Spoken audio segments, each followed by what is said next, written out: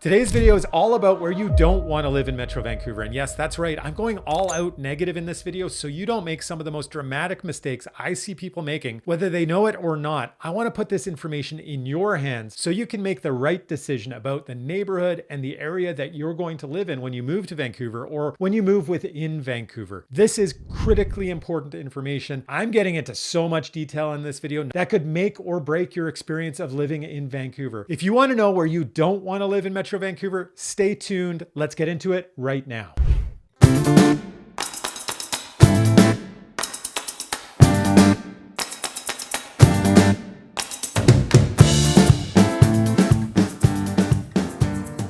My name is Sebastian Albrecht with the Living in Vancouver BC team, and welcome back to the channel. This channel is all about moving to and living in Vancouver, and I put out videos just like this one every single week. This week, we're getting into the topic of where you shouldn't live in Metro Vancouver, and there's a lot of nuances here, a lot of information, so get ready. This is coming at you fast and strong. I'm going to take you over to the map to show you exactly where you should not live when moving to Vancouver. So let's get straight into number one right now. I'm going to start with what I think might be the most important topic that too many people are ignoring, and that's the impact of potential earthquakes on where you might want to live. Earthquakes are a topic that I've touched on a few times here and there, and honestly, a lot of locals aren't really thinking about it, but I find a lot of people that are moving here ask me quite a few questions about earthquakes. In my experience growing up here in Metro Vancouver, this was a topic that was much more in focus in my younger years than it has been in my later years, and to some degree, I think that's because a lot of local governments have been doing a lot of thinking and a lot of preparing for what might happen. And so we know a little bit better what to expect. Vancouver is in an earthquake zone. We're in a subduction zone on the Pacific Ring of Fire. And we have been warned that we're overdue for a potential mega thrust earthquake. Something that happens every 500 or 600 years in this region is well overdue. And so we're expecting to have that mega thrust earthquake at any time within the next 50 or 100 years. Who knows when it's actually going to happen? But it's not actually specifically that mega thrust earthquake that we need to be worrying about. It's actually considerably weaker earthquakes that can do a lot of damage as well. And in some of the research that I've done, even a 7.0 on the Richter scale here in Vancouver could a lot of people out of their homes and destroy a lot of infrastructure. So you do want to be thinking about earthquakes. I don't think you need to be terrified about earthquakes, but there's three things I want to cover in this section. And that, number one, I want to talk about the impact of potential landslides that might result from an earthquake. I want to talk about potential of liquefaction and flooding due to earthquakes. And I also want to talk about different buildings that could be more susceptible to the damage from earthquakes. So first of all, let's talk about buildings. And specifically what I'm talking about here are strata buildings, condo buildings or apartment buildings. And essentially the older these buildings are, the more likely that they're going to be seriously impacted by relatively weak earthquakes. And that's something that you do want to have on your radar. You can, as a rule of thumb, you can assume anything built before 1973 has no seismic considerations whatsoever. There are buildings, older buildings that have been seismically upgraded, like in Metro Vancouver, a lot of schools, a lot of public institutions, as an example, have been seismically upgraded. But I would say not a lot of old condo buildings and not a lot of old apartment buildings have been seismically upgraded. And if you are concerned about this, you want to be focusing on buildings that have been built from 1990 onwards. From that point on, there's a lot more seismic consideration put into the construction of buildings. And essentially, the newer the building is, the more likely that it's going to withstand a stronger earthquake. And when we're thinking about how this might impact where we might want to live, it means that you generally would probably be more likely to avoid some of the areas that have older housing stock. It's harder to find a new building in an area like the West End of Vancouver than it is in some other areas. And so there are very specific neighborhoods that I would put on your radar in Vancouver specifically for being cautious. These are neighborhoods that have the potential for more negative impacts in the case of a major earthquake than other neighborhoods with newer housing stock. So very specifically, the city of Vancouver identifies the West End. It identifies the downtown east side, Kitsilano, Fairview, Mount Pleasant, Kerrisdale, Hastings Sunrise, and Marpole. And that might seem like a lot of neighborhoods, but we have over 24 neighborhoods in Vancouver. So that's just a small sample of the neighborhoods, but these happen to be all the neighborhoods with high density for a very long period of time. So we have old condo buildings and old apartment buildings in those neighborhoods that are more susceptible to this environmental impact of potential earthquakes. Okay, so now we're going I'm showing you the map of Metro Vancouver here, and we're going to talk a little bit about liquefaction. And so you can see here that Vancouver, the region of Vancouver, is at the river delta of the Fraser River. And a lot of the land that this region sits on is sediment. It's just been dropped here essentially by the Fraser River over millennia. And the result is this is alluvial soil. It's very soft. It's not very dense. It's not bedrock. And so there are areas of Metro Vancouver that are more susceptible to this potential for liquefaction and flooding as well. But liquefaction very specifically is where the soil liquefies. It's no longer solid and nothing can actually hold anything up. And so in the tremors of an earthquake, that's one of the risks that we have, that this alluvial soil can liquefy. And the areas that are going to be most susceptible to this are areas like Richmond, like Delta. It's right in the name of this area. And these green areas also very specifically. South Surrey and White Rock, it's more in this zone right here where you're going to have some concerns. New Westminster, right up here, right along the riverfront. It's just a slice of New Westminster in here. And also Vancouver right in here in Fraserview, the River District, in all of these regions, that is very susceptible to this potential for liquefaction. And it also has the potential for flooding. So if the levees break in Richmond, as an example, Richmond's average height over sea level is just 3 feet. It has an average elevation of just 3 feet. And a lot of it is protected by levees around Richmond, the dike system that Richmond has. And if those break in a major earthquake, a lot of Richmond could end up being flooded. And that is something that you want to be aware of. So aside from the buildings, you also want to think about the potential risk of liquefaction in these areas in particular. And then of course, we also have the potential for landslides. And the nice thing about Metro Vancouver is most of Metro Vancouver, again, is in the river delta. And so none of it is terribly high. Most of Metro Vancouver in this region here is at the most just a few hundred feet above sea level. So in this region, we don't really need to worry about landslides. That's not really a serious consideration. Here, the things that you need to worry about are the age of the building and whether or not the soil could potentially liquefy, and perhaps if there's flooding. The other thing I should point out that you don't really need to worry about too much in this area is the risk of a tsunami. And so you can see the primary fault line is actually way out here on the western side of Vancouver Island, which is this landmass right here. And so if there's an earthquake there, the potential for a tsunami coming in here is blocked by this giant island. And then of course, these little islands, the Gulf Islands and the San Juan Islands down below. So Vancouver is very well protected in terms of a massive tsunami. I have heard there are some risks and some thoughts that there could be some of this alluvial soil out in the Georgia Strait that could collapse and water would rush this way.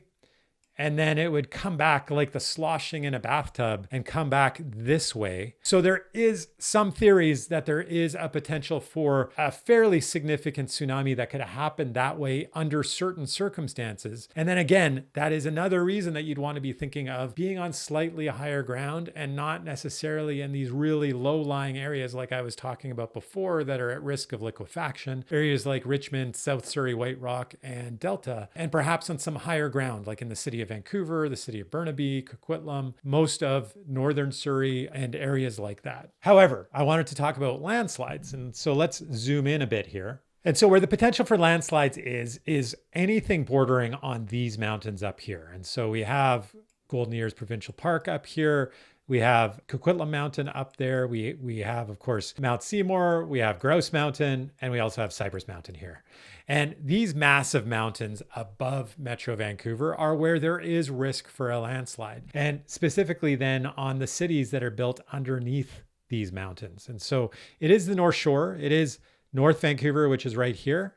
It is West Vancouver, potentially, depending on exactly where you are. And it is an area like Anmore in here. Oh, there's Anmore. And Port Moody, right there. Coquitlam.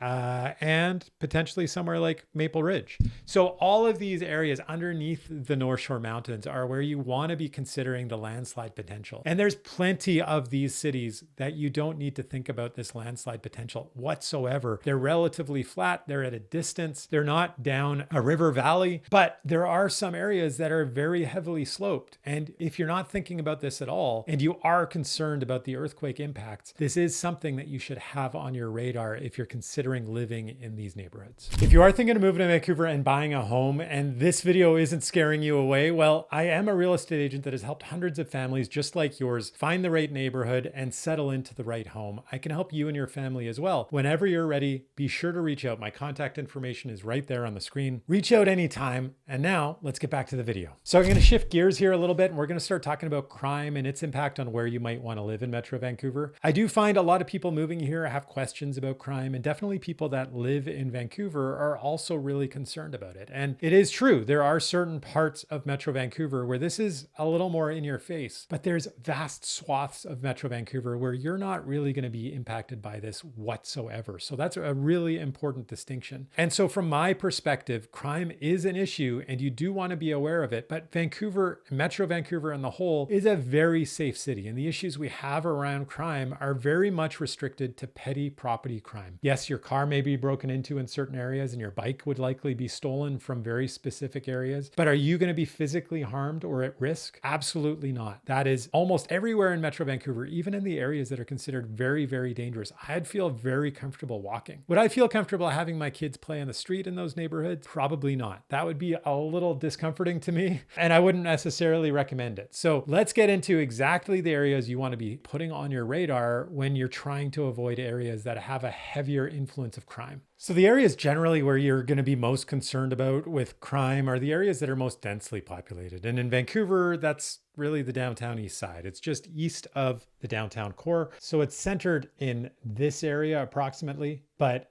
extends further east. Right there. Sorry, I'm making a bit of a mess of it. But there is Hastings, and right here is Main Street. And this is the epicenter of it. And it does extend a little bit over here into Gastown. And, you know, it does extend a bit over in this direction as well. And over here is, in this area, Strathcona. So I think when you're thinking about the area to avoid in Vancouver, it's definitely the downtown east side, but there are neighborhoods that are very close together. And you can see on the map here, there is Strathcona right over here. There's Japantown just to the west of the downtown east side. There's Gastown over here. And then of course there's downtown Vancouver and Yaletown, and this is Olympic Village. And so if you think about commuting, you know, when you go to work, people that live on the downtown east side, they also commute to work, and they're going where there's business, and they're going where they can panhandle, where there's maybe something easy to take or steal, and they're looking for a quick fix, right? So they're venturing out through the day into areas like Gastown, into downtown Vancouver, into Yaletown, into Olympic Village, and into Strathcona specifically. Those neighborhoods on the just bordering the downtown east side also have an impact of what's happening on the downtown east side. But the further you get from the downtown east side and the less densely populated that area is, the less of a draw it is for the people on the downtown east side to venture into. And so you'll find generally as you get further and further away from this area, even just up into an area like 16th and Main, or over here at Broadway and Granville, or over here at First and Renfrew. These aren't areas where you'd see a significant impact of the downtown east side, or really any worse for wear when it comes to crime, things that you need to worry about. So you don't want to be throwing the baby out with the bathwater. And on that topic, I've mentioned this before, but you also don't want to be excluding anything in East Vancouver because you've heard about the downtown east side. And let me zoom out a little more and show you on the map. The downtown east side, those are the two halves of Vancouver. There's the west side of Vancouver and there's the east side of Vancouver. And so the area, if you're avoiding crime, that you want to avoid is down here in the downtown east side, right? What you don't want to then do is not consider anywhere in East Vancouver, because actually East Vancouver can be an amazing place to live and have very little impact of really any kind of crime that you might be worried about. The same thing goes for all of Main Street. Just because you want to avoid Main and Hastings doesn't mean that you should avoid Main Street, which incidentally is one of the greatest streets in Vancouver, one of the streets that I absolutely love. And I live very, very close to it. And the same thing goes for Hastings. Hastings runs right through here and right through Burnaby. And it's a very long street and there's lots of great little communities. In fact, North Burnaby up here is a fantastic place to live. So is Cole Harbour over here. Or over here in the West End.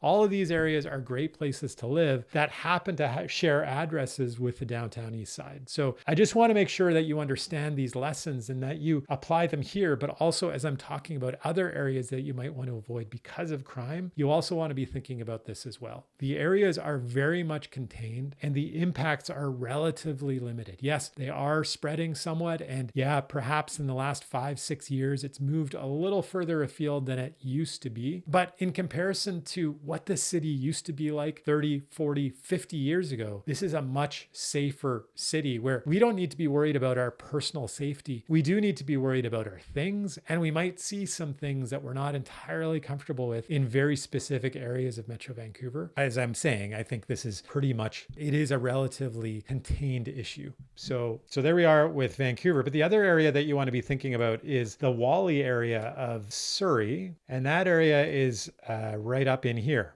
And that is basically the Surrey town center. And that is the most densely populated area of Surrey. And so it has a similar problem that the downtown east side has. This is just further into the suburbs. It's right on the SkyTrain hub. It's right on where they're developing a downtown core for Surrey. So it makes sense. There's a lot more density there. And again, this is where there's more of an issue with petty property crime that you want to be aware of. And it is very much contained in this specific area. And you also want to be thinking about it in Burnaby. Burnaby also sees a fair amount of this issue. And again, it's pretty self-contained, and it's not as much of an issue as the downtown east side or even in the Whalley area of Surrey. But I would be thinking about it at least as a consideration in an area like Metrotown. And Metrotown does see a little more in the way of petty property crime, and again related to the homelessness, the drug addiction, and it does see a little more in the way of gang violence, specifically around Metrotown. It is Western Canada's largest mall outside of the West Edmonton Mall, and the SkyTrain route, very heavily populated, very densely,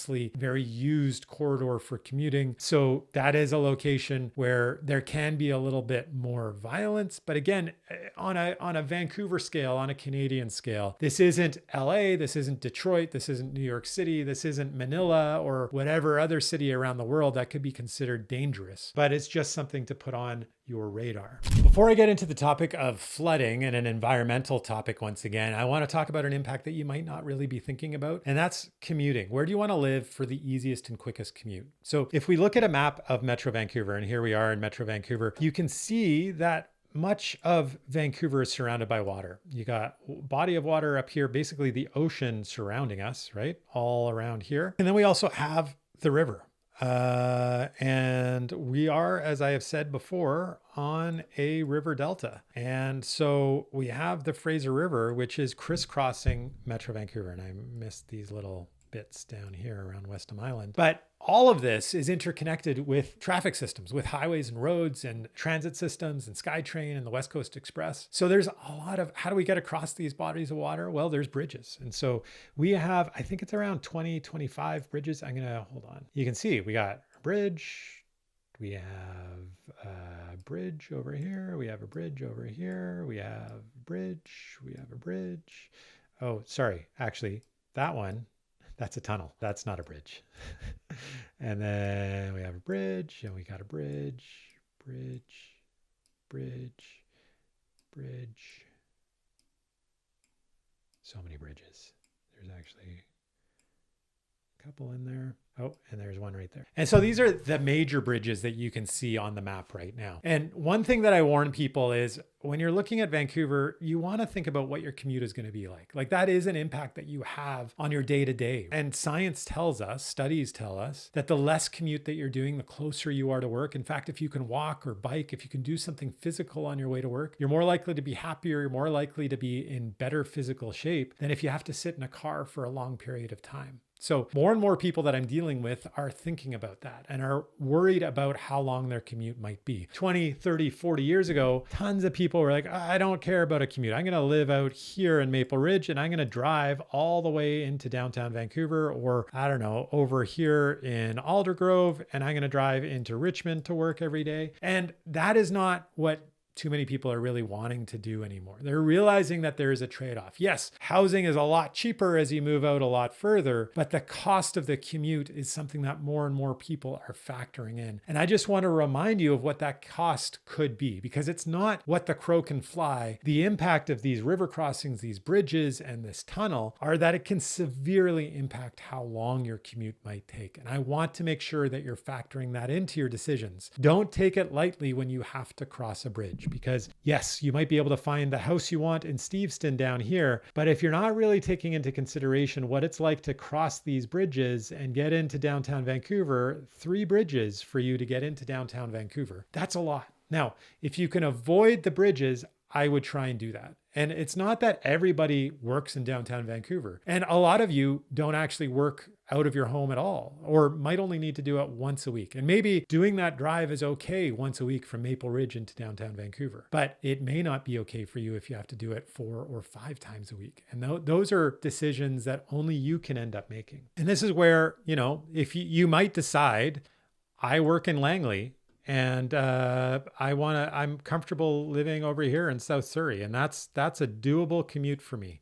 It doesn't mean that you need to avoid living in a suburb at all. It just means that you should take into account where you work, where you spend a lot of your time. And if you don't work, or if your hobbies are a huge priority, you want to also take that into account. And I've said this in other videos, but that might mean if you are moving to Metro Vancouver because of the mountains, which are up here, well, maybe moving to Tsawwassen for the drier weather and the more sunshine, less rain doesn't really make sense, because it's quite a slog to get way up here into Pinecone Burke Provincial Park. You're not going to do that every week, probably. It's going to be quite an effort. And you might decide maybe it makes more sense for us to live over here in Pitt Meadows or over here in North Vancouver if we want to spend more time driving up to Whistler, right? So you do want to take that into account, because traffic in Metro Vancouver isn't crazy if you don't need to be crossing those bridges. But if you need to cross those bridges multiple times a day, that's where it gets really intense. And those are considerations you really, really want to factor in. The last thing I wanted to say about these considerations about commuting is you may want to factor into your decision the SkyTrain route and the West Coast Express as well. So I'm showing that on the map right now. You can see on the whole, mostly what this covers, what this transit network of the SkyTrain covers, is sort of the northern half of Metro Vancouver and then heading out east. And so you can live as far as Mission and take the West Coast Express into downtown Vancouver. Of course, it doesn't help you if you're living in Mission and you need to get out to Tsawwassen to work or to Richmond to work. The West Coast Express, I'll remind you, only runs in the mornings in one direction and in the evenings in the other direction, right? So it's not like the SkyTrain that is running back and forth all the time. More and more people are factoring this into their decision-making as well. Can I commute? I am willing to move a little further out if I'm able to be on a SkyTrain line. So where the limit for a lot of people that would need to commute might be Burnaby, or it might have been Richmond or South Vancouver,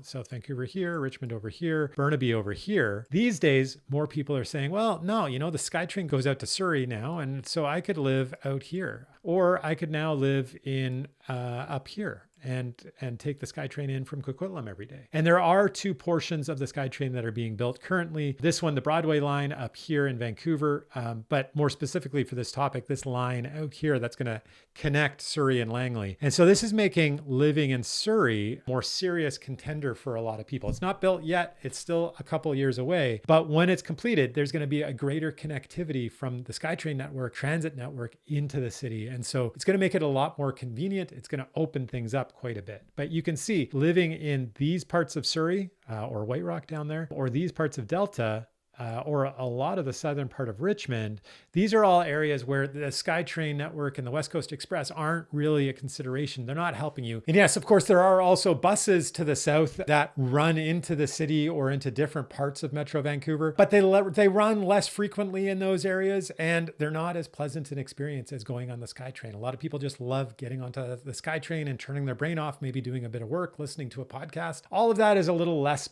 possible on a bus, but people do it and people enjoy it. I'm just trying to point out that more and more people are enjoying being on the West Coast Express or prioritizing being on the West Coast Express and or on the SkyTrain route in order to commute in and out of the city, especially if you're only doing it a couple times a week and you don't want to bother driving. So those are considerations you want to be thinking about where the right place might be for you to live and where you should avoid living when you're moving to Vancouver. I mentioned a few times in this video that of course we're at a river delta, we're right on the ocean. And so one of the things you want to have on your radar is the risk of flood. There are plenty of areas around Metro Vancouver that are at flood risk. Some of them are along the ocean, some of them are along the river, but I think generally what they all have in common is that they're low-lying areas. And so if you want to avoid floods, well, probably you should be at higher elevations. Of course, if you're still on a creek or on a riverbed at a higher elevation, well, there's still the risk of flood. And that's a possibility in an area like Coquitlam or like northern Coquitlam or North Vancouver or areas of northern Maple Ridge as well. But of course, for the most part, if you're in an area like the city of Vancouver, in Burnaby, sort of the northern part of Surrey, the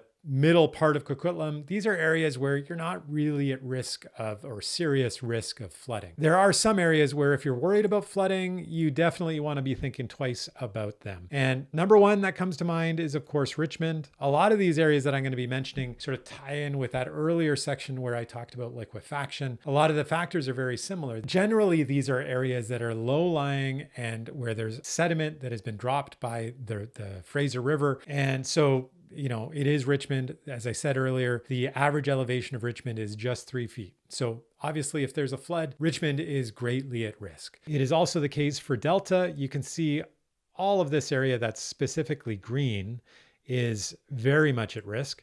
And Tsawwassen, interestingly, is in Delta, but it is built up. It is on a bit of a higher elevation. And so Tsawwassen isn't really one of those areas that I'd be terribly concerned with. And the same thing goes with much of North Delta, sort of this middle section in here. There are portions along the water here where I'd have a concern about for North Delta, but it's mainly this middle section. Most of that section is just agricultural land. It's Burns Bog. It's not too built up. So the very critical areas generally aren't overbuilt. And then it's also this section of South Surrey right in here. That's an area that we need to be worried about flooding. And I'm going to zoom in for this portion where I show you this portion of New Westminster right along the river and Queensborough for that matter, right in here. That's all at risk, as well as a lot of this area of Burnaby, the southern tip of Burnaby and the southern, that was made a bit of a mess of that, sorry. And then the southern part of Vancouver there, that little tip. But this is all along Fraser River, and that makes complete sense. There's a pretty steep slope from Vancouver as you come down here. You're not going to be terribly worried about it, say, right up here or over here. But if you're buying a place in the River District over here, well, maybe that is something you want to be thinking about. Because that is technically on a floodplain, and that's something that I would be considering when I'm looking at where I might want to live. And so if you are worried about floods, these are definitely areas that I'd be putting on my list of areas to avoid when moving to Vancouver and buying a home. All right, there's 3 more topics I want to cover relatively quickly. These are local issues that you really need to be aware of. Number 1 is peat bogs, and peat bogs are a major factor around Metro Vancouver. It's not just a City of Vancouver issue. It is an issue in different areas. Essentially, it's very soft soil. It's very difficult to build on, and it means that a structure built on that property might not be structurally sound, and it might shift over time. And that's something that, well, frankly, can freak out a lot of people and impact your home value and might impact on where you want to live exactly. And so there are areas in the City of Vancouver that you definitely want to be concerned about. There is a map that the City of Vancouver releases, and you can get this data from the City of Vancouver. I'm going to throw it up real quick on the screen for you. It's a little bit imprecise, and just looking at the map isn't going to guarantee a specific home is either in or out of the peat bog area. There are indications when you're visiting a site, whether or not it's on a peat bog area. You want to look at sort of how smooth the road surface is, how smooth the sidewalks are, whether there's cracks in foundations, whether a house is moved or not, whether it's crooked. These are things you can sort of pick up over time by observation. But the first step is looking at a map like the one that the City of Vancouver has. I have one for the Metro Vancouver area as well, but it's even less detailed. But in terms of sort of the most obvious areas in the City of Vancouver, are, where's Fraser? Roughly in this sort of area, and also right here around Trout Lake. There's also significant peat bog right in here around Burnaby Lake and around Deer Lake Park. Now, obviously, you can see how nobody's built around Trout Lake where the issue is greatest. Nobody's built around Deer Lake. Nobody's building around Burnaby Lake. So these municipalities, they're not allowing people to build on where this land is most significantly impacted. And as we zoom out, and I mentioned a couple of the other areas where this is at play as well, a lot of Richmond is actually peat bog, but you can once again see that most of it hasn't been built on. This is all farmland. And a lot of Delta, this is Burns Bog. That is peat as well. And this area in Surrey is also peat. And these are areas that we've brought up a couple times in terms of flood risk and also in terms of liquefaction risk. You can see how these are tied together to some degree. But these are major areas of peat bog, but we also have peat bog over here in the Pitt Meadows area. There's some down here in Coquitlam as well, is my understanding. So you see it throughout Metro Vancouver. You want to be careful. This is something you want to have on your radar, and you want to pay attention, and you want to be working with a realtor who understands what the risks are here. The next thing that I want to point out is microclimates around Metro Vancouver. They do shift considerably, and not all Vancouver is rainy and wet, and not all of it is dry. And when you're moving here, depending on what your priorities are, you may want to avoid one or the other. So I can't really give you a blanket statement, one is better than the other, because I find there are some people I talk to who say, you know what I'm craving? I want to live somewhere wet and dark, and I just want to sort of ensconce myself in my home. And I love that feeling. And I will tell you, the place you want to move is Deep Cove in North Vancouver. But if you're the other kind of person who wants it as sunny and warm as possible, well, I'll point you in the direction of Tsawwassen down here, or perhaps White Rock over here, or South Surrey. The important thing to understand is there are enormous variations in the weather, and the main reason for it is the North Shore Mountains. And those mountains block the weather systems that come off of the Pacific Ocean. And as a result, the areas immediately below the North Shore Mountains, areas like North Vancouver and Coquitlam up here and Maple Ridge, see more rain and less sunshine than some of the areas further away from that. Now, I do want to point out West Vancouver up here is a bit of an anomaly. This little section actually is fairly dry and fairly sunny. It avoids that blocking pattern of the big mountains up above that the areas further east get. But on the whole, it's these areas down here, I'm going to include Richmond in that see a lot less rain. And so right here at Sea Island, you get about 1,200 millimeters of rain, whereas up here at Lynn Valley, you get about 2,500 millimeters of rain annually. And then down here in Tsawwassen and White Rock, in these areas, you're looking at about 800, 900 millimeters of rain, which is on par with what they see in the city of Victoria, which is considered a relatively dry, relatively sunny place. So important for you to know where you're going to want to avoid living really depends on whether you want it dry or whether you want it wet. Of course, also those North Shore areas are areas where you tend to see more snow. You tend to see a lot less snow in the southern region, but you also see more snow sort of heading out east. So into the valley, whether it's Surrey, Langley, Abbotsford, Aldergrove, those are all areas that see considerably more snow than what you're going to find in Vancouver or Richmond or Ladner or Tsawwassen. And the last thing you want to have on your radar that's very specific and very new is land claims. Yeah, there was a decision very recently. I made a video all about the Cowichan land claim decision in the BC Provincial Court. I'm going to link that video right here for you. So that's going to be a little primer on what the issues are and what you need to be concerned about. But the specific area we're talking about is right down here, just this little corner of Richmond. And that area right now has dual title. Yeah, the Cowichan Band has been given Indigenous title on that land. And there are private landowners as well. And so there's a question of, are these people allowed to sell? Do they need permission from the Cowichan? Is there any value in that land whatsoever? Are they able to get mortgages? This is an issue that's very topical and something that you want to have on your mind when you're looking at buying, specifically in Richmond and hyper specifically in this very corner of the the city of Richmond. But all in all, that wraps up my coverage of the areas in Metro Vancouver that you're going to want to avoid moving to. These are all topics you want to have on your radar when you're thinking of moving here and thinking of buying a home. And of course, if you want to work with a real estate agent who also has these things on their radar, well, you found him. I'm right here. Reach out anytime. My contact information is right there on the screen. And if you're not quite ready to do that, I'm sure you know this already, but I have a massive back catalog of videos. I make these videos every single week. And at this point, there's about 150 videos out there covering just about every single topic you could dream of that you're going to want to know about before you move here. So be sure to explore that massive back catalog. If there are a couple videos that I could recommend to you right now, I would recommend to you this video right here that I just did, all about weather in Metro Vancouver, so you get a really strong understanding of that. And then this video right here is a really positive video. I just finished talking about all the areas you don't want to move to. This one's all about where you should move to. So thank you for watching this video. Thank you for sticking with me all the way to the end, and I will see you next week.